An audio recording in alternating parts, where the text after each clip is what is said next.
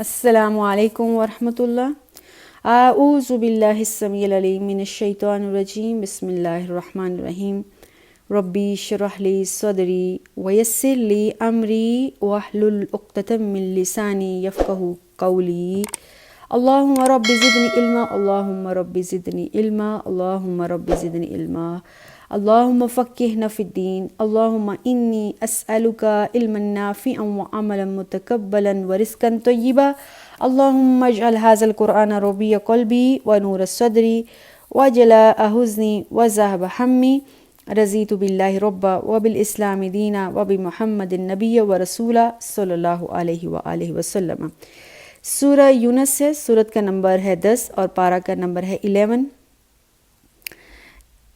یہاں پر اللہ سبحانہ و تعالیٰ جو ہم نے آیت نمبر 33 تک الحمدللہ لاسٹ ٹائم پڑھا تھا، آیت نمبر 34 سے پڑھتے ہیں۔ بسم اللہ الرحمن الرحیم۔ قل، اے نبی ان سے کہہ دیجئے، کیونکہ پیچھے جو بات ہو رہی ہے ہم نے دیکھا تھا لاسٹ میں کہ مشرکین مکہ اور کافرین مکہ کو اللہ تعالیٰ ایڈریس کر رہے تھے، ان سے بات کر رہے تھے۔ تو یہاں پر جو بات ہو رہی ہے مشرکین سے، کافر مکہ کے کافروں سے، اے نبی ان کافروں سے ذرا پوچھئے، حل من شرکاءکم من یبدأ الخلق ثم یعیدہ، یہ اپنے دیوی دیوتا کو بڑی چیز سمجھتے ہیں، کیا ان کے دیوی دیوتا کسی انسان کو پیدا کر سکتے ہیں؟ سرے سے کچھ بھی نہیں تھا، کوئی انسان کوئی چیز بنا دیں پھر ان کو مار کے دوبارہ سے پھر دوبارہ زندہ کھڑا کر سکیں؟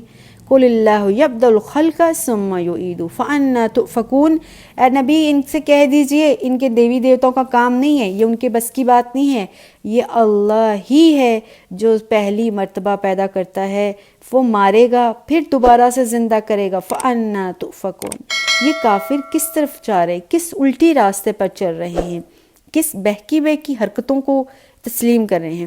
مشرکین مکہ، یہ بات ہم پہلے کر چکے ہیں، یہ تو تسلیم کرتے تھے کہ اللہ نے ساری کائنات کو پیدا کیا ہے، لیکن اس معاملے میں، کائنات کو پیدا کرنے کے معاملے میں یہ اپنے دیوی دیوتا کو بیچ میں نہیں لاتے تھے۔ لیکن اللہ ان سے پوچھ رہا ہے کہ جو پہلی مرتبہ اللہ پیدا کیا پھر دوبارہ اللہ میں مار کر پیدا کرے گا، اگر یہ اپنے دیوی دیوتا کو اتنا ہی قابل سمجھتے ہیں تو یہ پھر بتائیں کیا ان کے معبودوں میں کوئی ایسا ہے جو کسی انسان کو سرے سے دوبارہ پیدا کرے، پھر مارے، پھر دوبارہ پیدا کرے؟ کیا ایسا کوئی ہے؟ آگے اللہ نے خود ہی جواب دے دیا، اے نبی ان کے شرکاء کی یہ کرتوت ہی نہیں ہے، یہ ان کے بس کی بات ہی نہیں ہے، اللہ ہی ہے جو پہلی مرتبہ پیدا کر رہا اور اللہ ہی بعد میں پیدا کرے گا۔ اب یہ کس راستے پر چل رہے ہیں، کس الٹی راہ پہ چلے؟ کہ ان کو سمجھ میں نہیں آ رہی جس اللہ نے زمین و آسمان، کائنات، ہم انسانوں کی تخلیق کی ہے، مارنے کے بعد دوبارہ پھر نئی زندگی دے گا، اس اللہ ہی کی تو عبادت کرنی چاہیے۔ پھر اس اللہ کو چھوڑ کر کسی اور راستے میں چلنا کہاں کی عقل مندی ہے؟ آیت نمبر 35 میں اللہ کہہ رہے ہیں، کل، اے نبی ان مشرکینوں اور کافروں سے کہہ دیجئے، حل من شرکائکم، کیا ان کے شرکاء میں کوئی ایسا طاقتور ہے، ایسے کسی میں پاور ہے، من یہدی الی الحق، جو کہ سچے ہدایت کے راستے پر چلا سکے؟ قل اللہ یہدی للحق، اللہ نے خود ہی جواب دے دیا، ان کے بس کی بات نہیں ہے، اے نبی ان کافروں سے کہہ دیجئے اللہ ہی ہے جو حق کی طرف رہنمائی کرتا ہے۔ افمن یہدی الی الحق کی، کیا کوئی ہے جو حق کی طرف رہنمائی کر سکے؟ ان یتبع امن یہدی الا ان ہدی یہدی، اللہ کہتا ہے کہ اللہ کے علاوہ جن کی بھی یہ عبادت کرتے ہیں نہ وہ خود راستے پر ہیں نہ ہی ان کو راستے پہ لا سکتے ہیں۔ فما لکم، تمہیں کیا ہو گیا ہے، کیف تحکمون، تم کس طرح کے فیصلے کر رہے ہو، جبکہ اللہ ہی ہے جو تم کو پیدا کر رہا ہے، اللہ بنا رہا ہے، اللہ رزق دے رہا ہے اور اللہ ہدایت دے رہا ہے، تو پھر اللہ کے علاوہ باقی کسی اور ہستی پر کے پاس جانا کہاں کی عقل مندی ہے؟ یہاں اللہ تعالیٰ نے جو ایک بڑی ڈیپ بات کی ہے نا ہمیں انسانوں کے لیے، وہ سمجھنی چاہیے۔ اللہ نے ہمیں ہیومن بینگ بنایا ہے، اشرف المخلوقات بنایا ہے، باقی جتنی بھی مخلوقات ہیں نا، جانور ہیں یا حشرات ہیں، نباتات ہیں، جمادات ہیں، درخت ہیں، جتنی بھی لیونگ تھنگس ہیں، نان لیونگ تھنگس ہیں، کسی کو بھی ہدایت کی ضرورت نہیں ہے. صرف ایک ہیومن بینگس، ہم انسان جو گوشت پوست سے بنے ہیں نا، ہمیں صرف ہدایت کی ضرورت ہے. یہ بات بہت ڈیپ ہے، اس کو ذرا سمجھنا پڑے گا. ہم لوگوں کو ہدایت کی ضرورت ہے، نہ جانور کو ضرورت ہے، نہ درختوں کو ضرورت ہے. ان کو ہدایت کی ضرورت نہیں ہے. اب ان کو ہدایت کی ضرورت کیوں نہیں ہے؟ کیونکہ بائی بورن نیچرلی اللہ نے ان کو ہدایت دے کر بھیجا ہے. وہ پہلے سے ہی ہدایت یافتہ ہیں جتنی ان کو ہدایت کی ضرورت تھی. فار ایگزامپل درختوں کی ہدایت یہ ہے کہ وہ پتا نیچے نہیں گرائیں گے جب تک اللہ کا حکم نہیں آتا.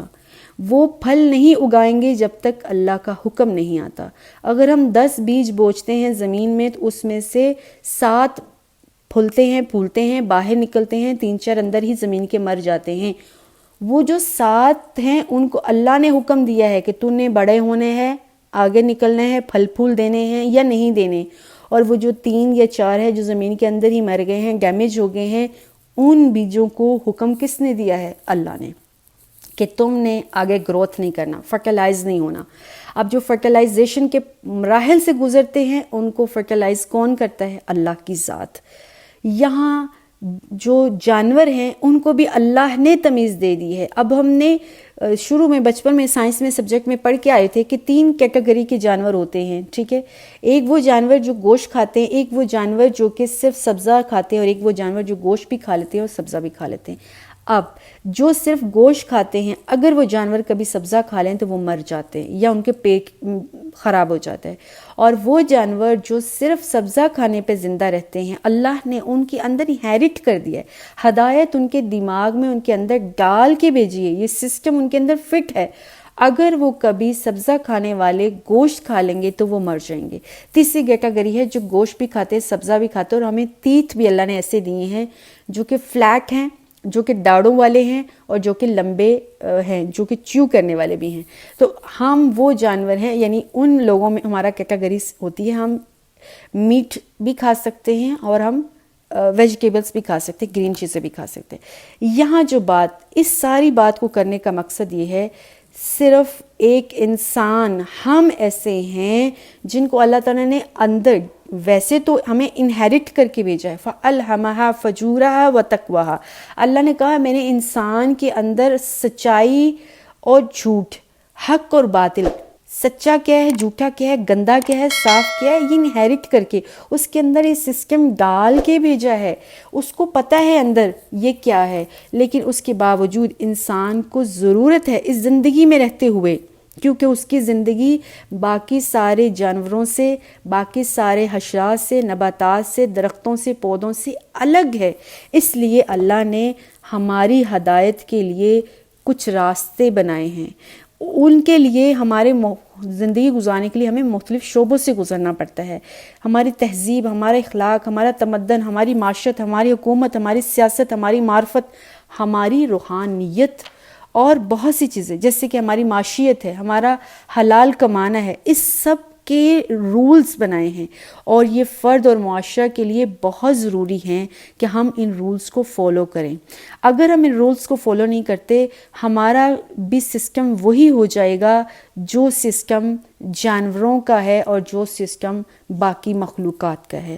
اللہ نے یہاں اس آیت میں، آئی ہوپ کہ میں سمجھا پائی ہوں، میں چاہتی ہوں میں اس کو اس طرح سے بتا پاؤں جو میرے اندر ہے. میں شاید ورڈز نہیں ڈھونڈ پا رہی ہوں جو میں یہاں بتا سکوں.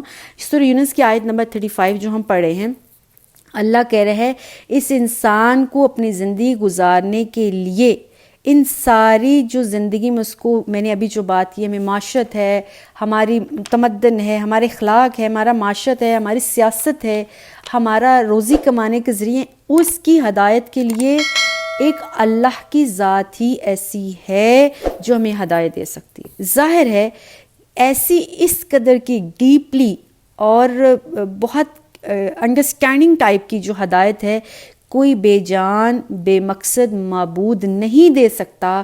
جو خود نہیں سمجھتا ہے وہ دوسروں کو کیا سمجھائے گا.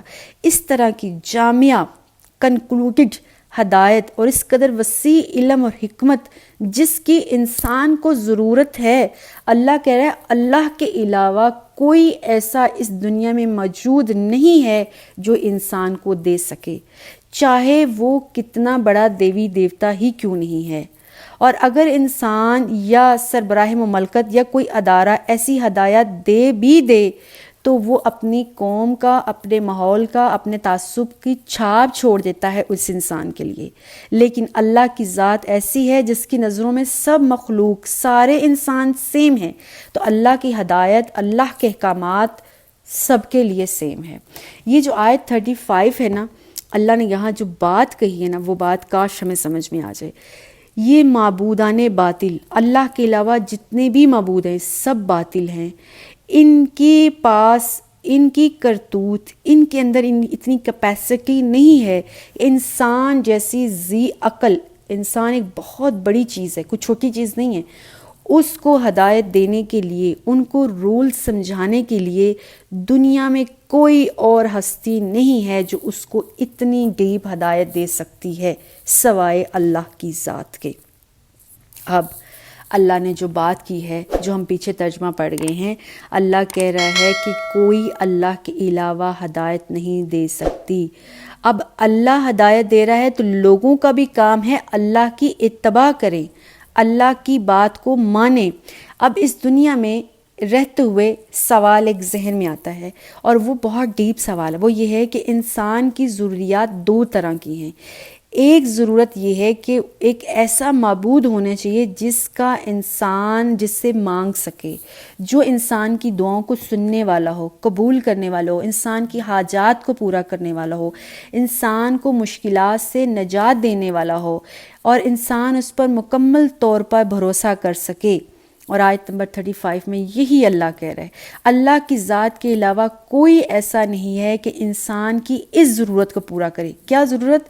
انسان کی دعاؤں، التجاؤں، مشکلات کو حل کر سکے۔ اس دنیا میں رہتے ہوئے نمبر 2 انسان کو کیا ضرورت ہے؟ نمبر 2 انسان کو ضرورت ہے دنیا میں تجربات۔ انسانوں میں رہتا ہے، مختلف تجزیے کرتا ہے، مختلف ناکامیوں سے گزرتا ہے، مختلف قسم کے راہوں سے گزرتا ہے۔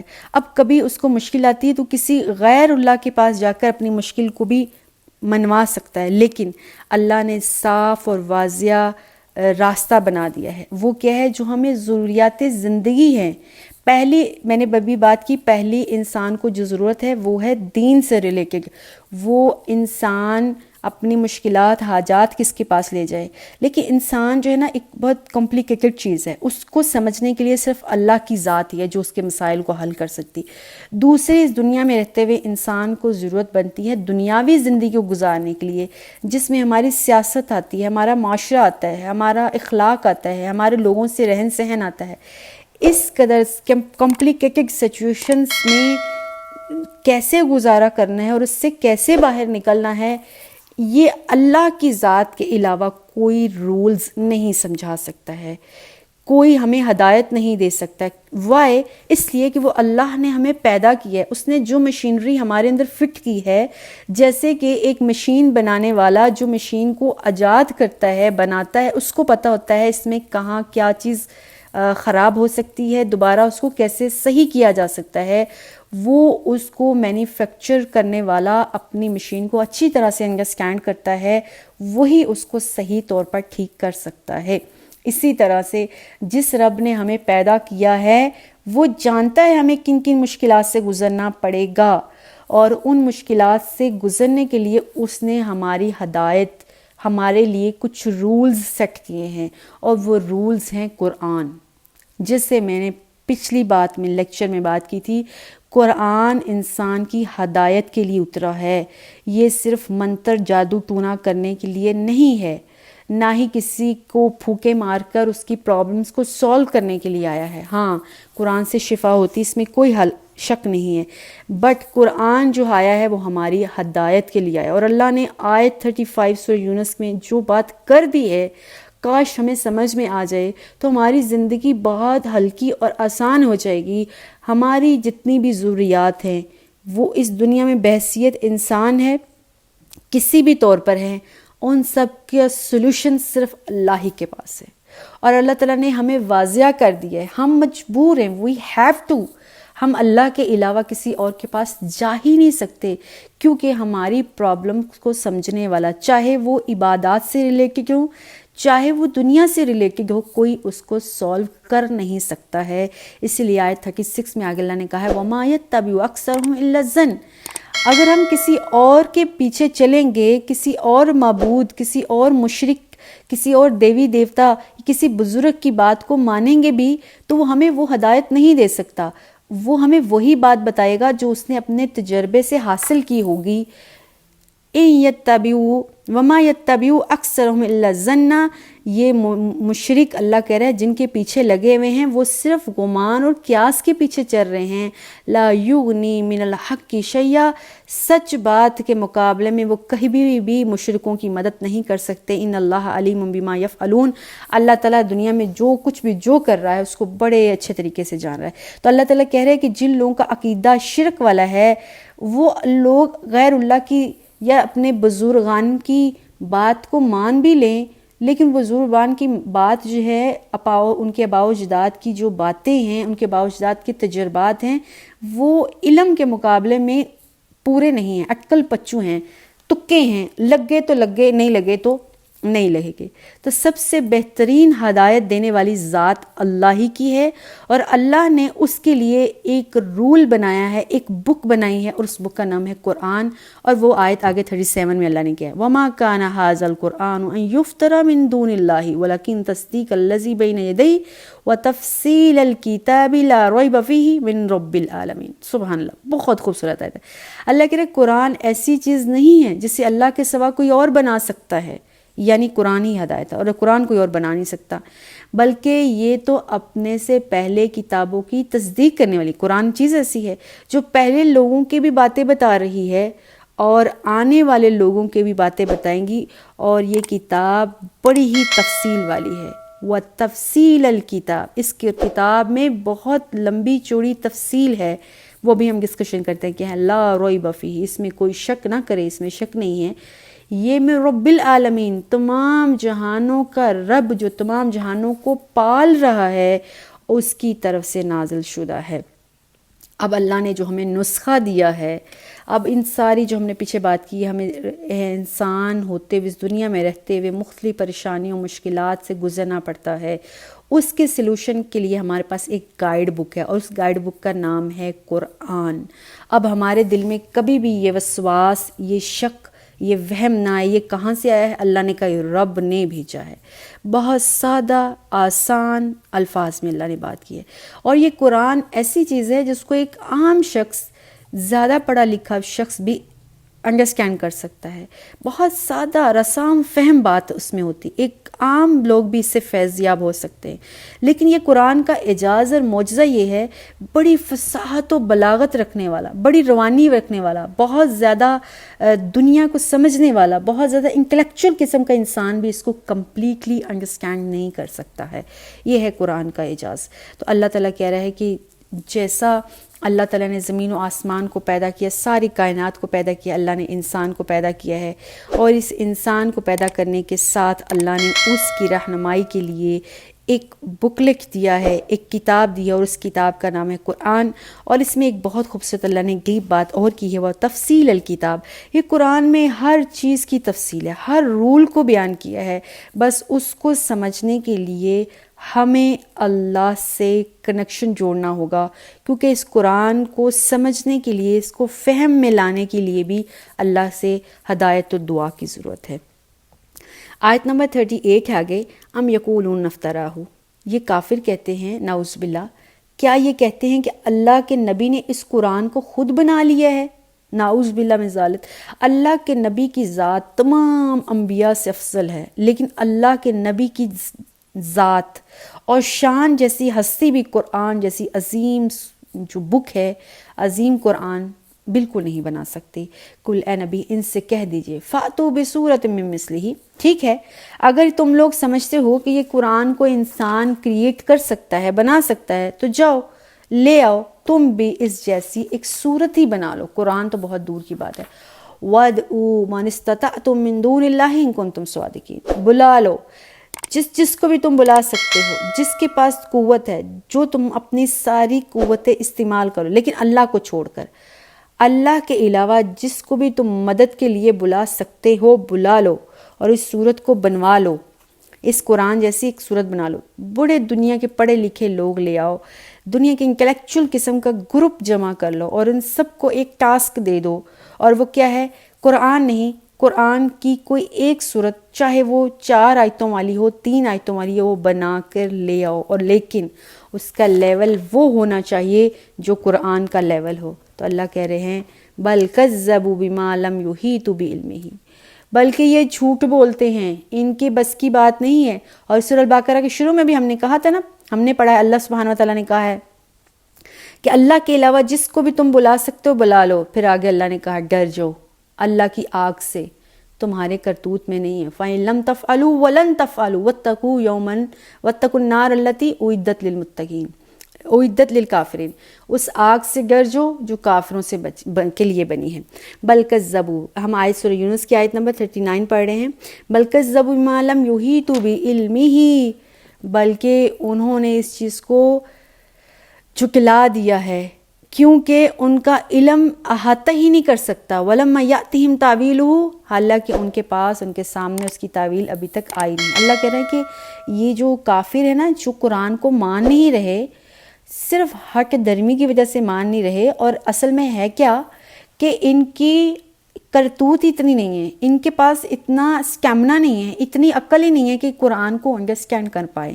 تو جب یہ قرآن کو سمجھ نہیں نہ پاتے ہیں تو پھر یہ کیا کرتے ہیں؟ قرآن کا انکار کر دیتے ہیں۔ جب ان کے پلے نہیں پڑتی نا بات تو کیا کرتے ہیں؟ قرآن کو مانتے نہیں ہیں۔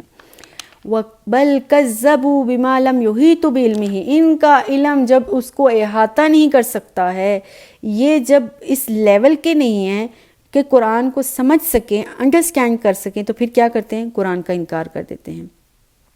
اللہ کہتا ہے کذالک کذب الذین من قبلہم، یہ کوئی نئی بات نہیں ہے، پہلے بہت سے انبیاء ایسے آئے ہیں اور ان کی قومیں ایسی آئی ہیں جنہوں نے انبیاء کا انکار کیا ہے، ان کی کتابوں کا انکار کیا ہے۔ فانظر کیف کان عاقبۃ الظالمین، اللہ کہتا ہے ظالموں کو دیکھو ان کا کیسا انجام ہوا۔